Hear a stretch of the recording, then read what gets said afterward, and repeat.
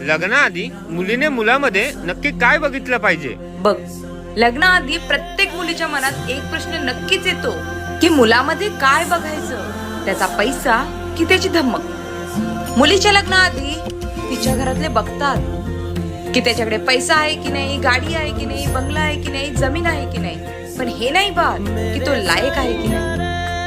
समजा असा गाडी, बंगला, पैसा असणारा मुलगा नालायक निघाला, दारुडा आणि जुगारी निघाला, तर त्याच्याकडे असलेली संपूर्ण संपत्ती तो एक दिवशी गमावून तुमच्या मुलीला त्याच बंगल्यातून झोपडीत घेऊन येईल. या विरुद्ध एक विचार करा, त्या मुलीचं लग्न एका लायक मुलासोबत झालं तर भलेही त्याच्याकडे आज पैसा नाहीये, पण त्याच्या छातीत धमक असेल तर तो तुमच्या मुलीच्या प्रेमासाठी शून्यातूनही संपूर्ण विश्व उभा करून दाखवेल.